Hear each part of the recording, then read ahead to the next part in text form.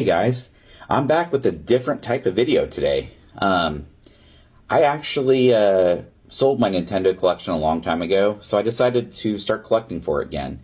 I'm going to go over some pickups with you that I just recently got. This is going to be part one because I have a few more, but they're going to be in a different part because I want to separate them out because of how many I have.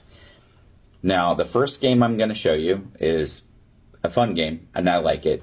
It's different for other people, their opinions on it, because it is a little confusing in parts, and the map system is a little janky.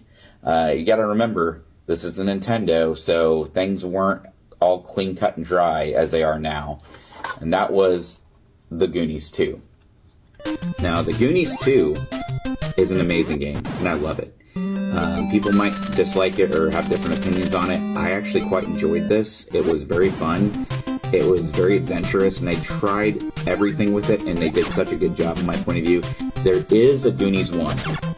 Goonies 1 was only available on the Famicom in Japan. We never received it. We just received the Goonies 2. And that was a good game too, but it was very bare bones compared to this version right here. Now the other one is a little bit of a sentimental game, and the reason why that is because when I first got my Nintendo system, my family really couldn't afford it. So my parents did everything they could, and one Christmas I opened up some stuff and I found a Nintendo game. And I was so little I didn't understand. I was like, I don't have a Nintendo. All of a sudden my dad walks down with a Nintendo. Well, normally the Nintendo systems came with Mario Brothers and Duck Hunt action set. That's what they did. This one came with Super Spike V-Ball and World Cup Soccer. This game is amazing. I love the character designs and I love World Cup Soccer. I am not a sports person. This, though, kind of got me into soccer.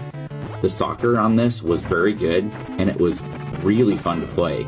My dad and I played the heck out of this together, so it is very sentimental because it was a game that I got and my dad actually played with me, and it was a blast. I love this game. The next game I picked up, I love. It's a fun game, and it's proof that Capcom can almost, and I said almost, do no wrong. Because there are some Capcom games on Nintendo that are a little hit or miss. But this is Little Nemo and the Dream Master. Now this game was kind of ahead of its time. I mean, with the limitation of Nintendo hardware, there was some glitching on this game. This game allowed you to feed animals and jump on them and pretty much transform into them. There was a ton of different creatures you could transform into. It was great. I mean, it was outstanding. And I don't know why more people haven't heard of this or played this, or why this hasn't had a proper remake. This game deserves it. It is amazing. I recommend this strongly to anyone who loves Capcom and loves Nintendo games. But I will warn you, this game is pretty brutal. It's hard. It is not the easy type of Capcom. The ending levels in this game are like hair pulling hard. I can't really pull my hair out, it's all shaved off, but yeah. The next game was actually changed when it came to America, and that is Dragon Warrior. Now, Dragon Warrior is actually Dragon Quest 1 in Japan. That is the start of the Dragon Quest series. Now, this is very bare bones. It is a very, very beginning game, so there's not much to it. But this game is amazing, and it is recommended if you like Dragon Quest games. I do recommend playing this or checking it out. Don't let the title fool you. It's still the same thing as the Japanese one. It's just, they just changed the title when it came over here. I don't know if they just didn't think that we would like the Dragon Quest title or what. I never understood some of the logic they had back in the 80s. But those are 4 of the games that I've picked up recently. I will be back with some more. Hey guys, so I'm back with another NES pickup video. I've got 4 more games to share with you. The first game I'm going to share is actually a great game. It's one of my favorites, actually. It's made by Borderbund, and they actually had some really great games on the NES, believe it or not. There are some that weren't great, but this one was amazing. And that is Legacy of the Wizard. Now, this game, to me, was way ahead of its time. They had multiple characters you could choose from. was kind of honestly like a first Metroidvania type game. Every character you chose had different abilities and things, and you had to use those to get past some things. I do recommend this game if you're interested. It is not very expensive, and it is very fun. The fact that they have so many characters you could choose from really made this a class grade A title. I strongly recommend to check this out. The next game I'm going to share with you is actually just a simple sports game. And I'm not too much into sports games, but this one actually is really fun. I really enjoy playing it just because of how simple it is. And that is just the original Ice Hockey, just titled Ice Hockey. This is one of the best hockey games on the NES in my point of view. It is so fun. The fact that you could get into fights on the ice and do a bunch of other stuff, it was great. It's such a good game. It's simple, but sometimes simple is not always the worst thing in the world. This game is amazing. I strongly recommend picking it up. It's not very expensive, and neither was Legacy of the Wizard. Both of those are actually reasonably priced. If you're interested in collecting, some of these I'm sharing with you shouldn't run you that much. The other one, is made by one of the banes of my existence, and most everybody else's. That little pretty rainbow, LJN. This game, when I first played it when I was little, I hated it. I could not do anything with it. I've grown to love this game. It is made by Town Country Surf Designs. It is Wood and Water Rage, and this game is hard, but it is fun. It is enjoyable. There's multiple different events you could compete in. It was just a great game. It is hard, but it is worth checking out if you want to just experience something fun and different. I do recommend this. It is quite enjoyable, actually. Now, the next game, I really just kind of blew at as a kid. I never could figure it out, and still to this day, I have a hard time with it. A lot of people find it fun and can just sail past it and through it in a heartbeat, and that is Marble Madness, made by Milton Bradley. This game is hard. It is fun, it is different, but it is hard. I never could really figure it out. I never could get past anywhere. I think I passed the first area once, the beginner course, and after that I just failed miserably. I do recommend this for something different. It is quite different and very fun. I just have so much difficulty playing this game. Those are 4 of the NES games that I've picked up recently. Any of these I do recommend because most of these games are going to be fairly cheap. Marble Madness did not run me very much. Wood and Water Rage doesn't run very much. I think I spent maybe $6 something on this one. Ice Hockey is always a classic, and that's reasonably priced all the time, so I do recommend that if you want to add to your collection. And Legacy of the Wizard is a great game, and it's worth the price. It's not very expensive. I think I paid like $6 something for this, and I really recommend checking this one out. This one is top tier to me. Hey guys, welcome back to another NES Pick-Up video. And now, I got another 4 games for you. Now, 3 of these games are absolutely amazing. One of them is a little different, and you'll see it here in a minute.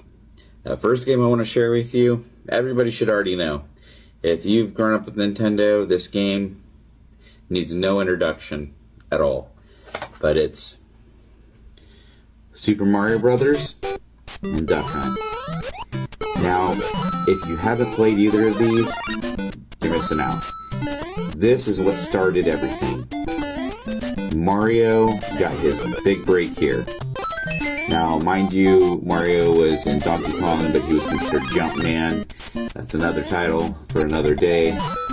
But this right here is where it all began, to my point of view. This game is awesome. And then Duck Hunt is even better. And what's even cooler about the Duck Hunt series is that if you take the second controller and you have a second player, they can control the duck and really screw with you. It's an amazing game. This combo cart is classic. It does not run very much, and if you're into Mario and you're into Nintendo history and collecting, this is definitely a game you need to get, or you probably already have it in your collection because it's just so classic. It's a great game. I do recommend this to anybody, especially Mario fans. It is where he got his beginning. It is where it all started. Now, the other game is proof that Capcom sometimes drops the ball. And that is Mickey Mousecapade. Not every Disney Capcom game is great. Mind you, it was okay. It was okay. It was decent. But it is definitely not perfect. This game was difficult beyond difficult. You would start out with Mickey and Minnie. Minnie would eventually get taken away, and you'd have to get her back. It is a pain in the butt to play. It is a good game to collect if you were into collecting Nintendo games because it's really cheap. But just mind you, if you play this, be prepared to get mad because this game is really difficult and it is got some massive issues.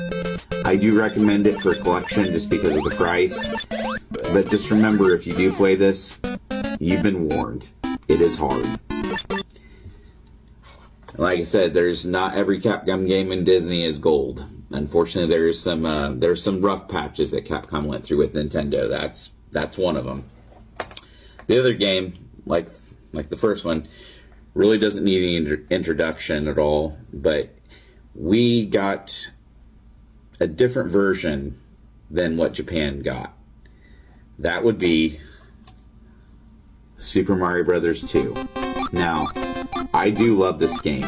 It is awesome. So you gotta choose from 4 different characters. Obviously there's Mario, there was Luigi, there was Toad, and Princess Peach. Now, Mario was just the class standard character in the game. Toad was fast, but he couldn't jump very high. Luigi jumped super high. He had super mad height.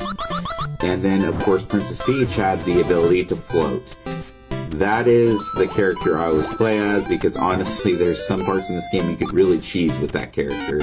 But this game is awesome. Now, unfortunately, the Mario Brothers 2 in Japan was completely different. We finally got it on Mario All-Stars and it's called Super Mario The Lost Levels.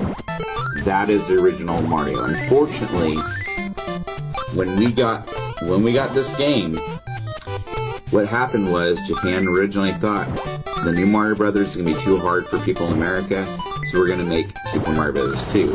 Now, it is based on a different game in Japan. It's just reskinned. And I honestly, for the life of me, eventually I'll remember it, but I don't remember the title. But that is why we never got the original Lost Levels until later on, just because they did not think we could hack it. And yes, the Lost Levels is very difficult, so it is a hard game. Now the other one, just banger after banger here, because this is one that everybody who owns a Nintendo or knows Nintendo or loves Nintendo will know, because it's one of the best games ever. And I say that with a little hesitation because one of my favorite games is Super Mario World for the Super Nintendo, but I am talking about Super Mario Brothers 3. This game is what good is defined as. This is an amazing game. This is quality. This has showed that Nintendo was here to stay and they had innovation beyond innovation. Had so many different costumes, and to me, hands down, it's still one of the best Mario games ever made. You had so much abilities. It was such a great game, and I'm hoping that rumors are true because this game deserves a proper remake. This game is one of the best Mario games, in my point of view, ever made. There was so much love that went into it.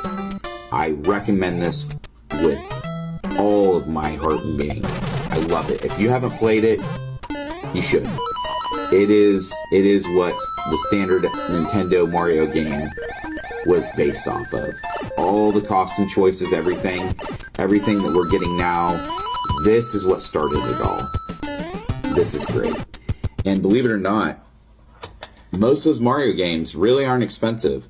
I think I picked this one up for $14. That's pretty cheap too. It can range anywhere from 14 to 24 from what I saw. But I love the price because $14 and the cart is immaculate. I don't like it when my carts are damaged or gross. I try to stay away from that. But sometimes with the more expensive games, it gets you a discount. Not saying you can't apply, a new label on the cart, but I like having the old label, and it just looks better. Anyway, that's 4 of the games I picked up recently. I kind of just came out with bangers this time around. The only one that's I would say would be the iffy one is Mickey Mouse Capades. That this is something else. I don't even know what Capcom was thinking when they made this. It's good, but it's I don't even know if I call it good. It's adequate. It's definitely not top tier Capcom Disney material. So thank you again, guys, for everything. And like I said before, just stay awesome, guys.